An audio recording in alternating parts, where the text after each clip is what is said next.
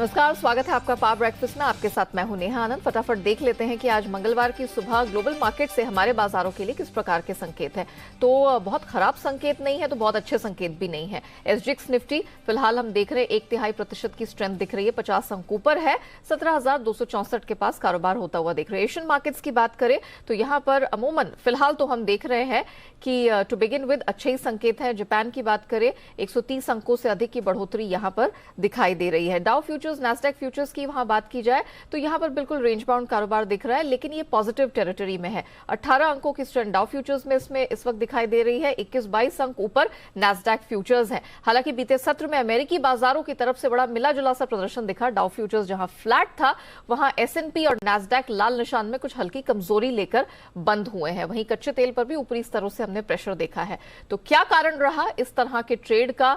दुनिया के बाकी बाजारों में कैसा प्रदर्शन दिखा और आज इक्विटी मार्केट के लिए, कमोडिटी मार्केट के लिए किस प्रकार के संकेत मिल रहे हैं, पूरी डिटेल लेकर मेरे सहयोगी कुशल गुप्ता इस वक्त मेरे साथ जुड़ चुके हैं। कुशल, गुड मॉर्निंग। जरा बताइए, ठीक है, कोई बहुत अच्छे संकेत नहीं है, लेकिन अच्छी बात यह कि बहुत खराब संकेत भी नहीं है। बिल्कुल।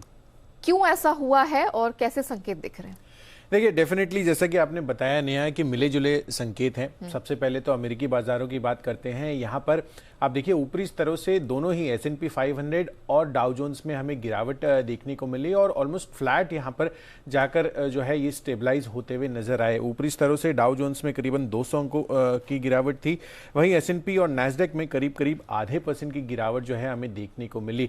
दरअसल जो टेक शेयर्स हैं, मेटा में भी अगर आप देखिए तो जो फेसबुक का पेरेंट है वहाँ पर लगातार गिरावट जो है कल भी कंटिन्यू रही। 5% की गिरावट वहाँ थी। 52 वीक लो पर जाकर ये नया जो है लोअर स्तर बनाते हुए नजर आए थे। साथ ही अन्य टेक शेयरों में अल्फाबेट ले लीजिए, गूगल ले लीजिए, वहां पर भी हमें गिरावट का ही जो दौर है वो नजर आया और इससे कहीं ना कहीं जो इम्पैक्ट है वो ओवरऑल नैस्डैक पे ज़्यादा पड़ता हुआ नजर आ रहा था।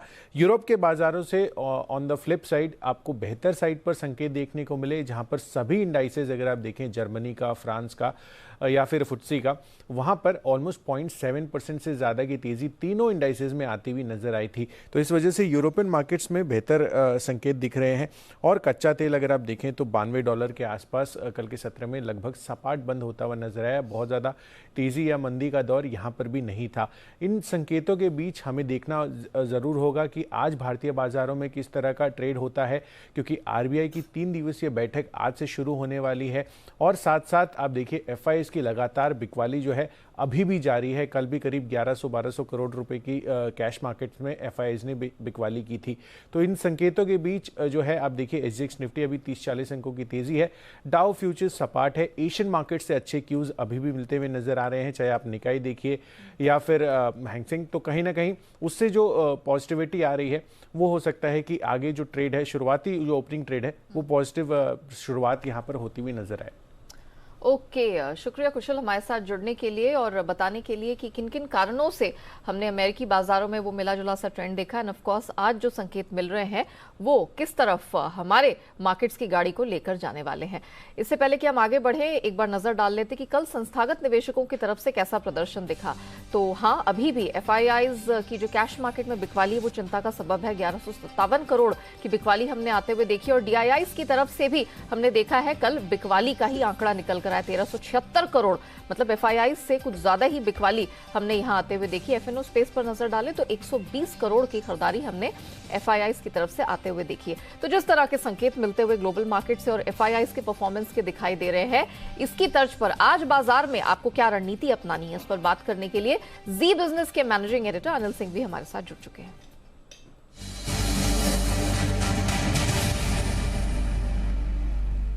Anil sir, good morning. Global market से बहुत ही फ्लैटिश क्यूज मिल रहे हैं। एफआईआईज़ अभी भी हमारे लिए एक सरदर्द बना हुआ है। सर बताइए क्या रेंज होगी, कैसे कारोबार किया जाए आज?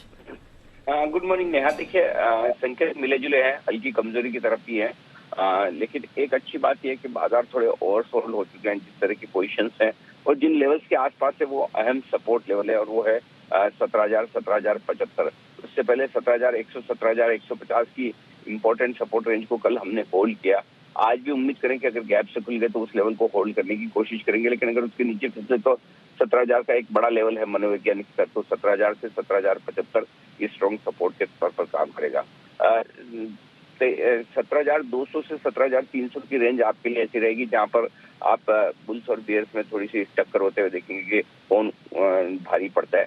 17,200 के नीचे कमजोरी फिर से होना शुरू होगी, 17,300 के ऊपर से मजबूती का पहला संकेत आएगा। तो उस लिहाज से मैं देख रहा हूँ कि हायर साइड पर 17,300, 17,375 थोड़ी बहुत प्रॉफिट बुकिंग रेंज आ सकती है।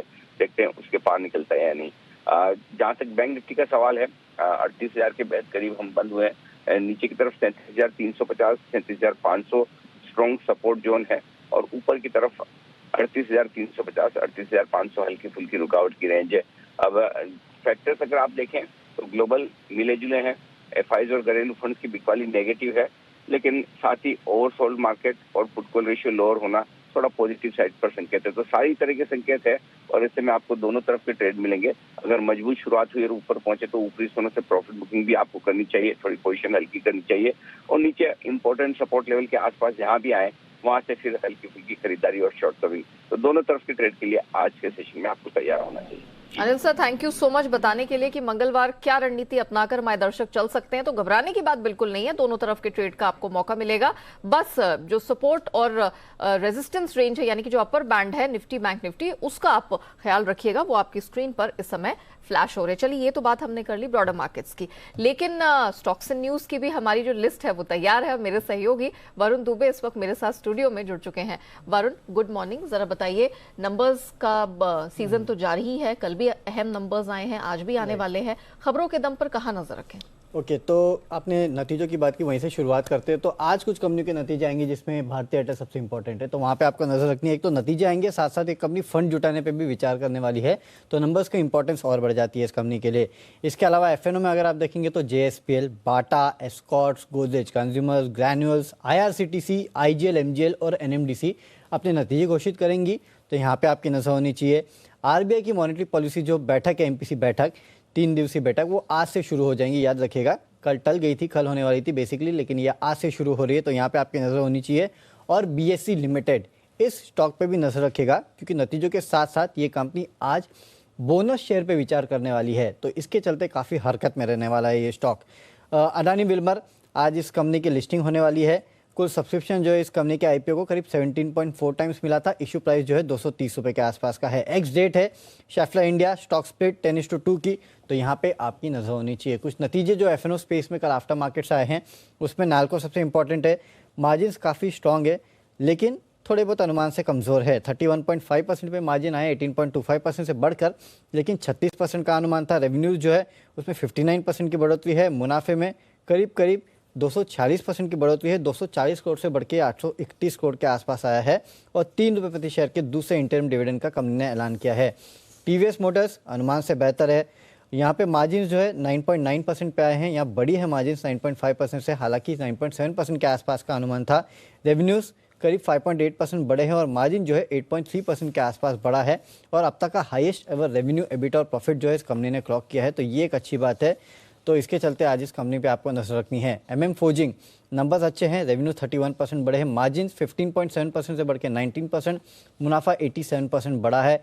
फिनिक्स मिल्स, नतीजे अच्छे हैं, रेवेन्यूज़ करीब 30% बढ़े हैं, मार्जिन 48.4% से बढ़ के 54.2 और मुनाफा जो है करीब 45% बढ़ा है। PB फिनटेक, हाल ही की लिस्टेड कंपनी, नतीजे थोड़े कमज़ोर है, रेवेन्यू 73% बढ़े हैं, लेकिन एबिटा लॉस कंपनी ने क्लॉक किया है करीब 318 करोड़ के आसपास का और बॉटम लाइन पे 298 करोड़ के आसपास का नुकसान जो है वो कंपनी ने क्लॉक किया है। तो इसके चलते इस कंपनी पे आपको नजर रखनी है। कुछ खबरें जिसमें बायोकॉन सबसे पहले है, फंगल इन्फेक्शन की एक दवा है, उसे US FDA से मंजूरी मिली है, तो इसके चलते यहाँ पे नजर रखेगा। और हीरो मोटो पे नजर रखेगा, क्योंकि हीरो फिनकॉर्प जो कि इसकी NBFC आर्म है, उसने करीब 2000 करोड़ रुपए के आसपास जुटा ली है, ऐसे कुछ न्यूज़पेपर रिपोर्ट सजेस्ट कर रही है।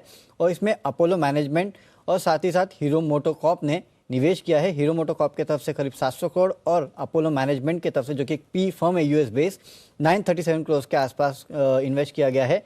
इसके चलते अपोलो मैनेजमेंट को करीब हीरो फिनकॉर्प में 9 से 11% के आसपास का हिस्सा मिलेगा, तो इसके चलते हीरो मोटो भी आपके नजर पे रहना चाहिए। चलिए, शुक्रिया वरुण हमारे साथ जुड़ने के लिए। तो वरुण ने आपको बता दिया कि खबरों के दम पर किन स्टॉक्स में एक्शन रहेगा, जहां नजर रखनी है। ऑफ कोर्स जैसे जैसे नतीजे आएंगे, तिमाही नतीजे पेश होंगे, हम उन्हें डिकोड करके आपके सामने रखते चले जाएंगे। आइए अब जान लेते हैं कि ट्रेडिंग कॉल्स अलग अलग ब्रोकिंग फर्म से क्या सुझाव आपको दे रही है। चॉइस ब्रोकिंग सलाह है कि गो कलर्स आप खरीद के चले। 1000 का स्टॉप लॉस, 1240 का टारगेट है। आनंद राठी की तरफ से रिकमेंडेशन SRF खरीदने की है। टारगेट 2600 का सुझा रहे, 2410 के पास स्टॉप लॉस लगाना मत भूलिएगा। सेंट्रम ब्रोकिंग, इनकी सलाह है कि आप वी गार्ड खरीद के चले 230 के टारगेट के लिए। साथ ही टाटा एलेक्सी पर भी इनका भरोसा है, खरीद की रिकमेंडेशन है। स्टॉप लॉस 7550 का, टारगेट 7800 का आपको यहां लगाकर चलना है। चलिए, अब वक्त हो गया है हमारे साथ हमारे एक्सपर्ट को जोड़ने का, जो बताएंगे आपको कि इक्विटी मार्केट में आपको किस प्रकार की रणनीति अपनानी है। Stock specific action of course क्या रह सकता है। हमारे साथ kiranjadhav.com के आशीष केलकर जुड़ चुके हैं। Ashish ji, good morning. जरा बताइए, जिस तरह के क्यूज ग्लोबल मार्केट से मिल रहे और जैसा प्रदर्शन हाल फिलहाल का हमारे मार्केट्स का रहा है, निफ्टी बैंक निफ्टी, क्या किया जाए आज? Very good morning Neha ji. देखिए, निफ्टी का अगर मैं चार्ट स्ट्रक्चर दिखता हूँ तो थोड़ा इनडिसाइसिव मोड में दिखाई दे रहा है। सपोर्ट की बात करें तो 17,100, 17,080 ये बहुत ही इंपॉर्टेंट सपोर्ट जोन है। जब तक इसके ऊपर है, हो सकता है एक छोटा सा बाउंस बैक मिल सकता है, जो कि निफ्टी को 17,300 तक लेके जा सकता है। लेकिन अगर हम 17,100, 17,080 के नीचे फिसलते हैं तो एक गिरावट और थोड़ी बढ़ने की संभावना चार्ट के ऊपर दिखाई दे रही है। तो मैं मानता हूं कि जिनके ऑलरेडी लॉन्ग पोजीशन है उनको 17,100, 17,080 का स्टॉप लॉस लगा के लॉन्ग पोजीशन होल्ड करके चलनी चाहिए। लेकिन फ्रेश लॉन्ग पोजीशन बनाने की सलाह निफ्टी में नहीं है। उसी तरह से बैंक निफ्टी की बात करें तो बैंक निफ्टी में सपोर्ट जो है वो 36,750 का है, और ऊपरी तरफ का जो स्टीप रेजिस्टेंस निकल के आ रहा है जो है 38,350। तो ये बैंक निफ्टी के लिए मेक और ब्रेक लेवल्स रहेंगे दोनों तरफ के लिए। तो स्टॉक स्पेसिफिक अप्रोच रखना जरूरी है आज के ट्रेडिंग सेशन के लिए, ऐसा मेरा मानना है नेहा जी। बिल्कुल। तो सिंस आपने जिक्र किया कि चुनिंदा स्टॉक्स पर नजर रखनी चाहिए, तो बताइए कौन सी टॉपिक्स आज आप सुझा रहे हैं हमारे दर्शकों के लिए? नेहा जी, जैसे मैंने कहा कि थोड़ा मिला जुला संकेत बाजार से मिलते हुए दिखाई दे रहे हैं, तो मैंने एक लॉन्ग कॉल चुना है और एक शॉर्ट कॉल चुना है। लॉन्ग कॉल मैं हिंद कॉपर पे देना चाहता हूँ। हिंदुस्तान कॉपर का फ्यूचर खरीदारी करने की सलाह है, जो कि करीबन 142 के आसपास है। स्टॉप लॉस 139 का रहेगा और टारगेट रहेगा 148, 150, जो कि अगले 2 या 3 ट्रेडिंग सेशन में आ जाना चाहिए। और उसके साथ साथ FSL में बिकवाली करने की सलाह होगी। इसमें स्टॉप लॉस 145 का रहेगा, 140 का पहला लक्ष्य और 138 का दूसरा लक्ष्य। ओके, ये तो आपने स्टॉक स्पेसिफिक एक्शन की बात की, लेकिन अगर थोड़ा सेक्टोरली देखें, हमने देखा है कि कल बहुत ज्यादा सपोर्ट अलग अलग सेक्टर्स से आया नहीं है, अमूमन प्रेशर ही दिखा। लेकिन हम जब एनर्जी स्पेस, CPSC, PSCs और PSU बैंक्स पर नजर डालते हैं तो थोड़ा उन्होंने मार्केट को निचले स्तरों से संभालने का काम किया। इंडेक्स में कहीं एक्शन आज आपको दिख रहा है आशीष जी?